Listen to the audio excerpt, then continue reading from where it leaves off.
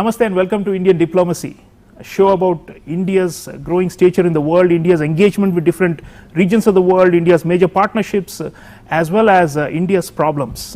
Viewers, generally Indian diplomacy is about close friendships that India has developed with many countries and groups, but this is a special episode where we are actually looking at India's critical problems, national security problems, right across its western and northern borders. Out of 193 countries in the United Nations, probably only 2 can be called long-term adversaries of India, China and Pakistan. So how has India dealt with these 2 countries? How has India been responding to threats and challenges posed by these 2 seemingly perennial foes? This is the focus of this show, and to take us through this, I have a very special guest in the studio. Let me introduce you to Mr. Baijayanta Panda. Mr. Baijayanta Panda has been a multiple times member of parliament from Odisha, Eastern India. He is a national vice president of India's ruling Bharatiya Janata Party, a genuine intellectual, writer and a thinker. Thank you, Pandaji, for joining me on the show. Thank you, it's a pleasure. Pandaji, when we talk of national security and defense, there is a spring in our step now. Compared to earlier eras, in the Narendra Modi period, there is a clear shift of gear, and we have become definitely more assertive, more muscular, more robust, and probably better prepared and organized to deal with these perennial foes, China and Pakistan. So your opening thoughts on what brought about this transformation? I mean, my recent book, Crunch Time, I said that our strategic culture has shifted from being defensive or passive to being more assertive, and that we are no longer a soft state. So how do you think, what are the factors that go into India dealing with these 2 hostile neighbors in a more firm manner? The Modi government has proven to be a fundamental paradigm shift in how India governs itself and how India engages with the world. So there are many factors at play. Let me cite just 2 or 3 of the big ones. First of all, in each of the past 5 years, India has been the fastest growing large economy in the world. We haven't had this kind of a consistent track record, and once again now this year we are going to be the fastest growing large economy in the world.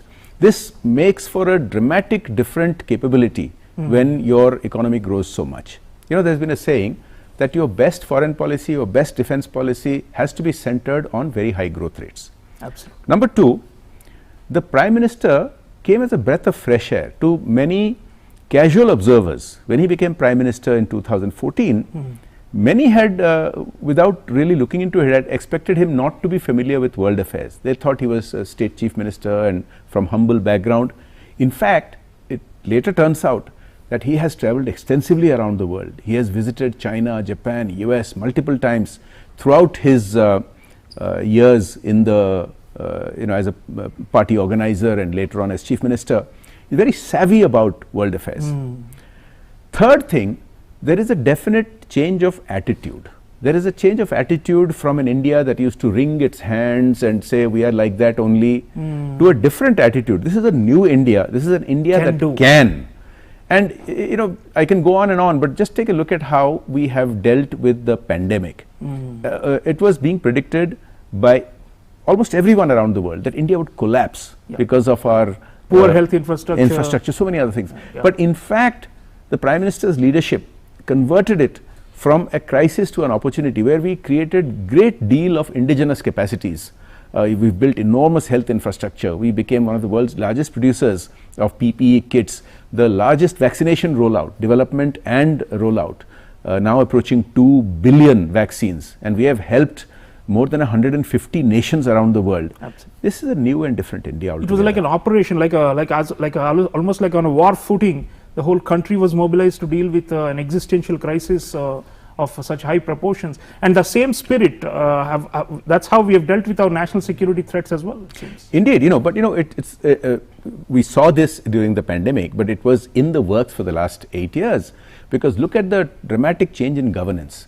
Tens of billions of dollars have been saved because of the efficiency in governance, because of direct benefits transfer, because of millions of people heeding the Prime Minister's appeal that if you don't need subsidies, then give it up to the really poor one. So this, and GST, the single biggest economic reform in the last 75 years, which means We have the resources today, and what have we done with that resources? When it comes to our strategic positioning, our defense, we have become the largest acquirer of equipment in the world, defense equipment, and now we are gradually becoming self-sufficient because of the Atmanirbharta focus. Make in India, defense is a big India. Now, remember, our armed forces were handicapped because for decades, because of the red tape, because of the politicization, because of the corruption, the equipments were stuck. That logjam was broken by the Modi government. And it's not just the Rafale, it's not just the C-130s. There are many new technologies and new platforms that have been introduced just in the last 8 years, which have made India far more secure and far more confident. And Pandaji, also we seem to be also exporting domestically, indigenously manufactured hardware now to other countries in Southeast Asia and elsewhere. So slowly, I think Prime Minister set a goal that eventually we should be a security provider, not just a receiver of weaponry from outside.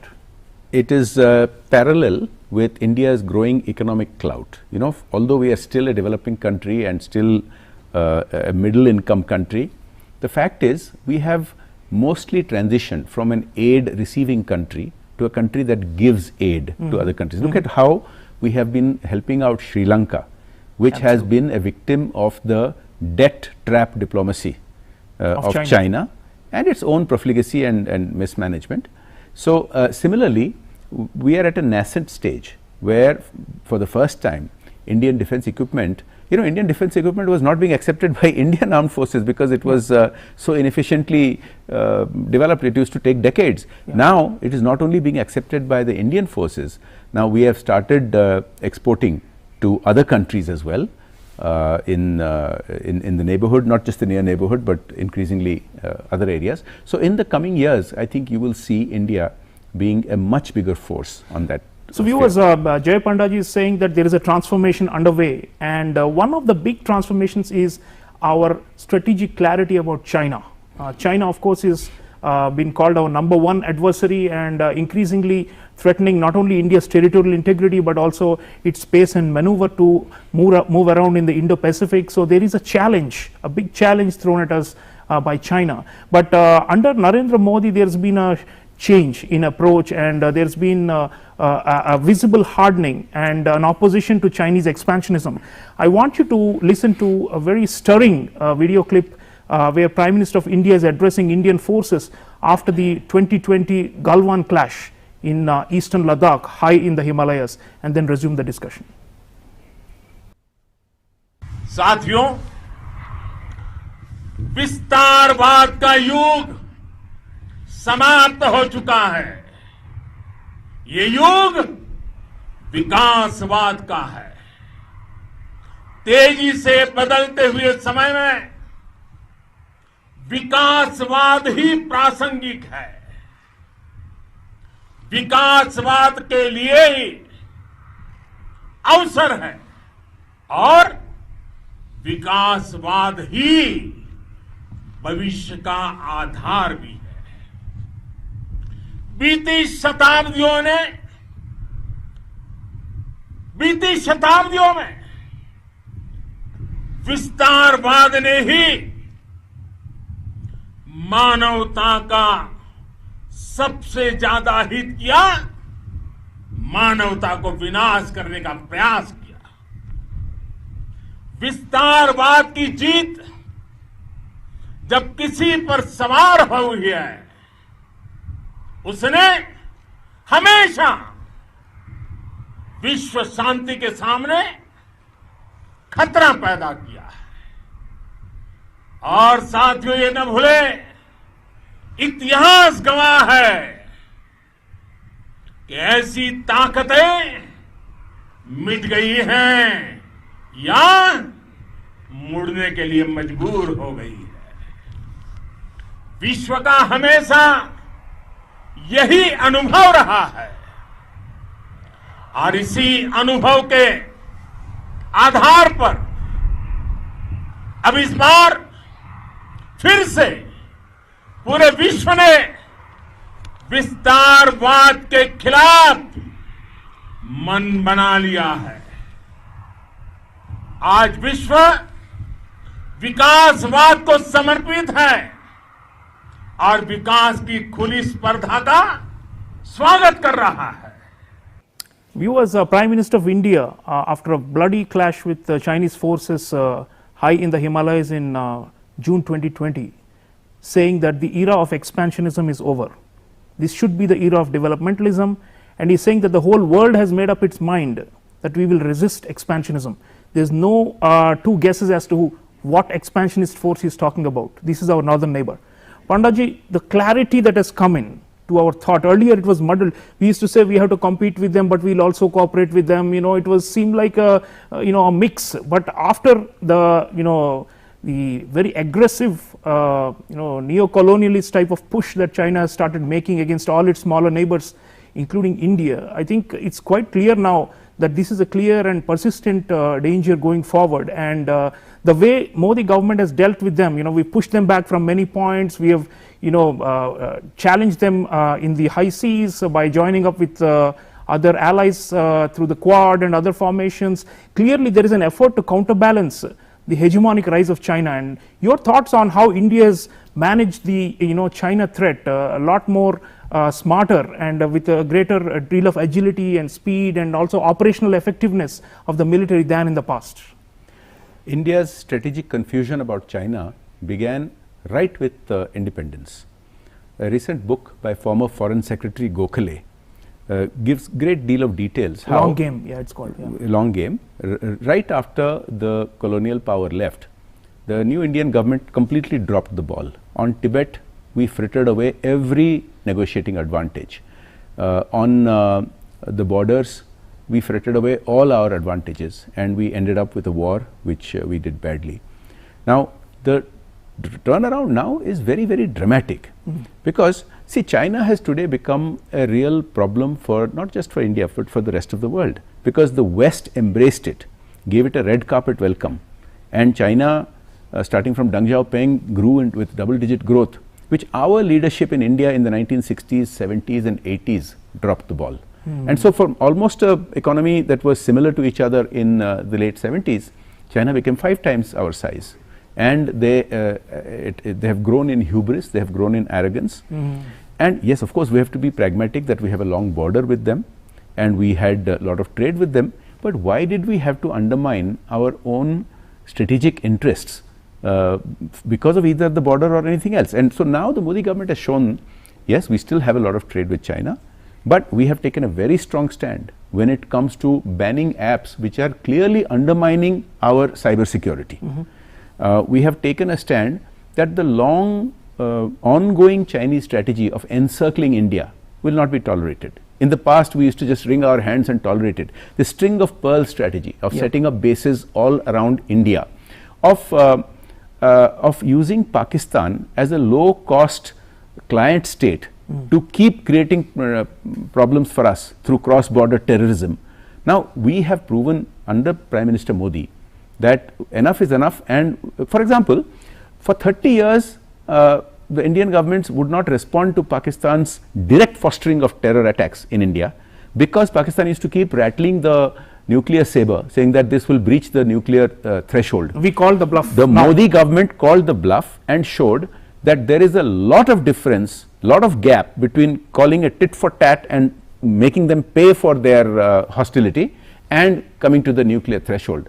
And that is why today you have former Pakistani Prime Minister praising Modi ji, praising India for being such a strong nation, and the Quad is a very important part of all of this. Now remember, the Quad represents something, the Indo-Pacific was left to America's whims. Sometimes America would pivot, sometimes it would pivot back. Now this also has another important angle, that it is an alliance, or it is a coming together of democracies. So this is a fundamental difference, because big nations, big powers will all have their interests, but democracies have a fundamental underlying similarity of approach. And values based choices. Increasingly Modi government is saying that India is a trusted partner, and we are trying to also divert for global investment away from China and attract it more to India, saying that we are a reliable and a trusted partner as opposed to authoritarian and unpredictable player like China. So there also seems to be a non-military and more like a geo-economic aspect also. Now there is this Indo-Pacific economic framework that has been announced, where India is participating in it. There is of course Quad summits have become, now we've had 3 Quad summits already. So clearly the diplomatic and economic statecraft also we seem to be falling together into one piece as opposed to earlier eras. Let me share a personal perspective. Over 19 years in Parliament, I participated in something like 75 parliamentary delegations to international Track 2 roundtable discussions. And I had the privilege of leading almost 50 of those parliamentary delegations. And throughout this time, I have not heard a single country, leave aside Pakistan or China, but no other country feels threatened by India. They welcome India. In fact, the refrain for all these years used to be, why isn't India stepping up more? We want a country like India, which is the largest democracy humanity has ever seen. Now, this is happening now. In the last 7 or 8 years, under Prime Minister Modi, India is stepping up.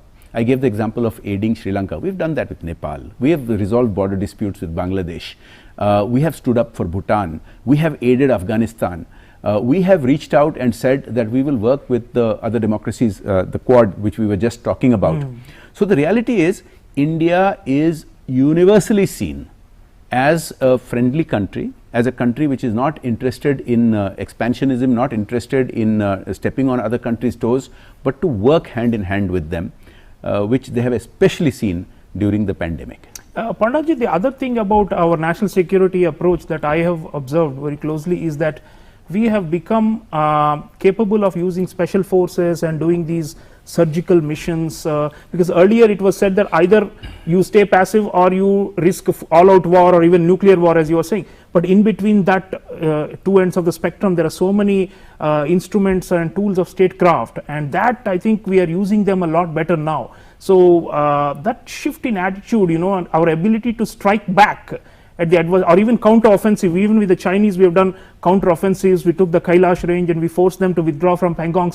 So it's quite clear that our ability to do counter-offensives has really rattled the adversaries, and probably it is deterring, if not deterring, at least changing their calculus as to how they should deal with us. Because earlier, like you said, I mean, India was of course universally liked, but by these 2 adversaries, India was also seen as soft and incapable of retaliating. That I think has shifted now. So yes, of course we have improved our abilities to make these hostile neighbors pay for their hostility, impose a cost on them. But there is something far more fundamental, and that is political will. Even in the past, we have sometimes had the capacity and the capability to impose costs on these hostile neighbors, but we have lacked the political will. Now take for example, a big issue now is about the Kashmiri Pandits.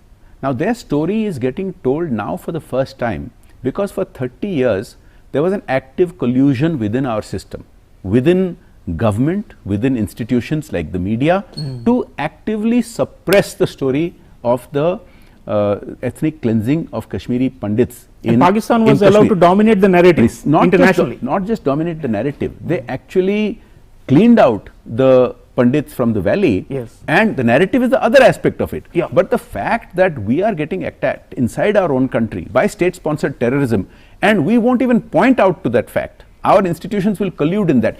This pointed to a lack of political will in the Indian leadership.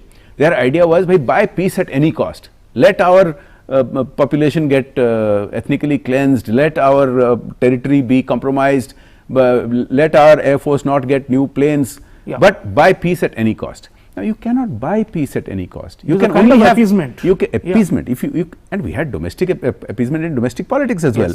Now we have proven that you can have peace, you can have prosperity, but not through weakness, through economic strength and through your own confidence. Peace through strength. Ronald Reagan, the former US president, used to talk about it, and it is not wrong to say that Prime Minister Narendra Modi is also an exponent of peace through strength. Viewers, one of the other big shifts that we have seen in the last few years with regard to national security is major reforms in our defense higher management, and there's a historic decision made by Prime Minister Modi to finally bring about a jointness of the armed forces, the different wings of the armed forces, by establishment of the Chief of Defence Staff. Let's hear that historic moment, relive it one more time and resume the discussion. समय रहते reform की भी बहुत आवश्यकता होती है। आपने देखा होगा हमारे देश में सैन्य व्यवस्था, सैन्य शक्ति, सैन्य संसाधन, उसके रिफॉर्म पर लंबे अरसे से चर्चा चल रही है। अनेक सरकारों ने इसकी चर्चा की है, अनेक कमीशन बैठे हैं, अनेक रिपोर्ट आए हैं और सारे रिपोर्ट करीब करीब एक ही स्वर को उजागर करते रहे हैं। 19-20 का फर्क है, ज्यादा फर्क नहीं है, लेकिन इन बातों को लगातार कहा गया है। हमारी तीनों जल, थल, नभ, उनके बीच कोऑर्डिनेशन तो है। हम गर्व कर सके ऐसी हमारी सेना की व्यवस्थाएं हैं। किसी भी हिंदुस्तानी को गर्व हो ऐसा हो। वे अपने अपने तरीके से आधुनिकता के लिए भी प्रयास करते हैं, लेकिन आज जैसे दुनिया बदल रही है, आज युद्ध के दायरे बदल रहे हैं, रूप रंग बदल रहे हैं।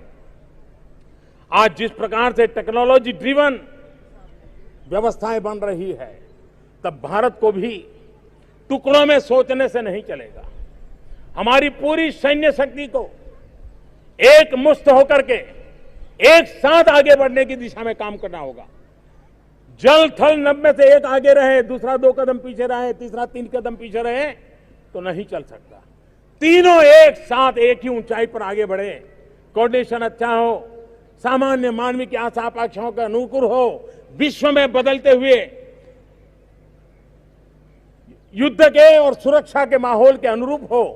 इन बातों को ध्यान में रखते हुए आज मैं लाल किले से एक महत्वपूर्ण निर्णय की घोषणा करना चाहता हूं। इस विषय के जो जानकार हैं वो बहुत लंबे अरसे से इसकी मांग करते रहे हैं।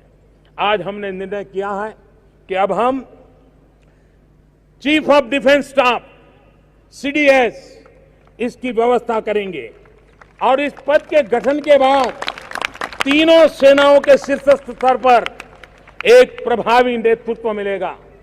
हिंदुस्तान के सामरिक दुनिया की गति में ये सीडीएस एक बहुत अहम और रिफॉर्म करने का जो हमारा सपना है उसके लिए बल देने वाला काम है। So this historic step has since been implemented, and we got our first Chief of Defence Staff. Unfortunately, we lost him in an accident, General Bipin Rawat.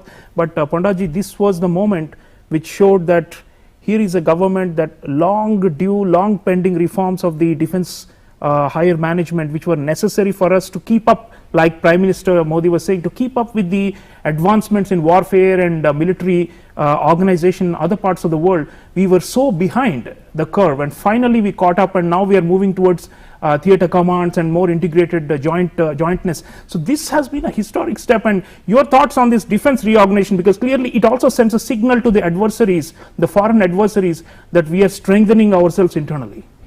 The creation of the CDS system is another example of political will and the ability to push through these long pending reforms, because like you said, these reforms were pending, being advocated for decades.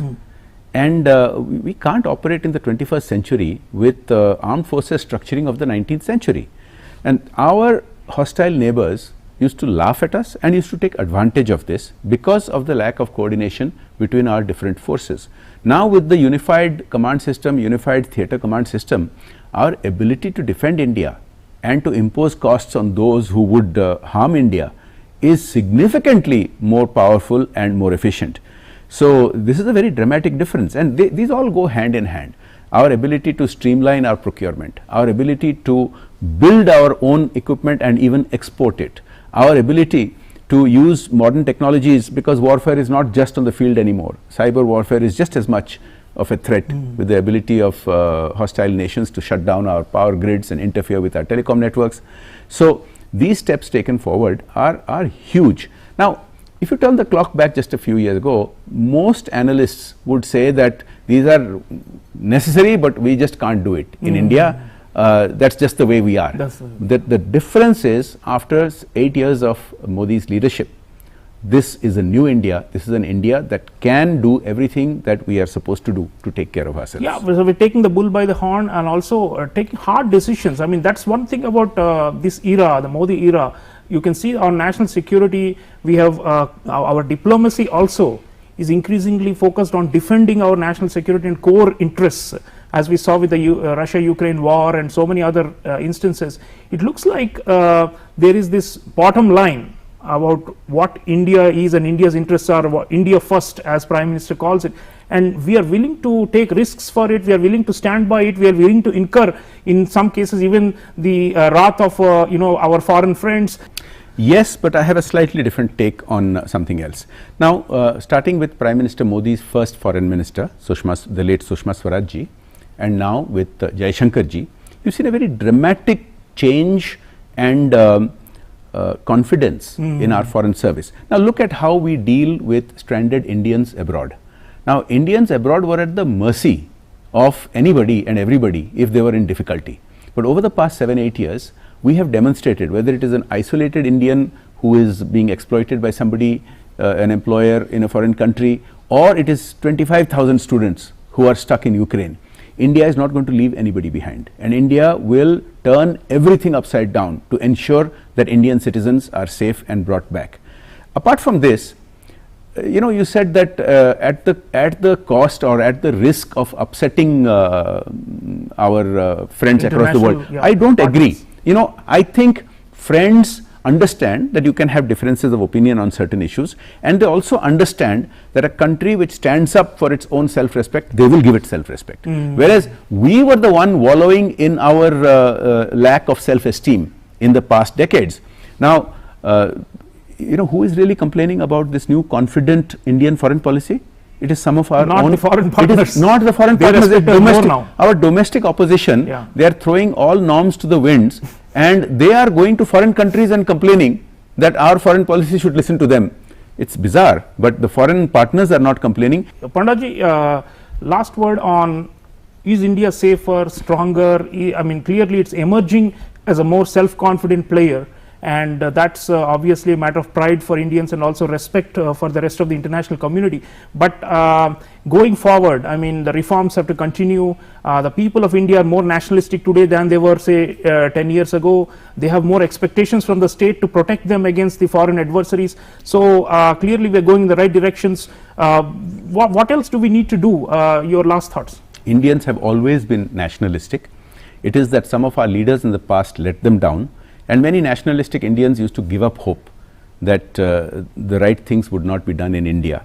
And also there was systemic collusion to allow people who don't believe in a united India. They don't think India is one country. They don't think India should remain one country. These were the people that were given platforms in academia, in media, in writing history books. Now that has changed, but as far as India being safer today, I don't think there is any doubt whatsoever. And I want to give one final comment. We've touched upon the Quad a couple of times. The Quad was an idea again which was pending for decades with nothing happening. During Modi ji's leadership, we revived it. Yeah. Gears have been shifted dramatically. The fact that India is willing to stand up for a rules-based world where no one country is going to bully other countries and stop the passage of ships or suddenly make new claims against other countries' sovereignty by trying to grab their islands or flying jets over them. The Quad is a very, very important symbol. And we have now made it a concrete reality. Viewers, Quad is a force for good, and India is a full-throated member of it and is participating in it. We have many other initiatives to show that we are actively defending India's national security and combining it with a more hard-nosed diplomacy that's willing to call a spade a spade. Jay Pandaji, thank you so much for sparing time for us, and it's an honor and a privilege to have had you on the show. Thank you very much. Thank Namaste. you, viewers, for watching this special episode. National security is a perpetual quest. It's a perpetual problem for a country like India with the kind of geography that we have. So keep your eye on the national security reforms, national security domain. It's essential for India's diplomatic and as well as domestic goals to be accomplished. Until next time, take care.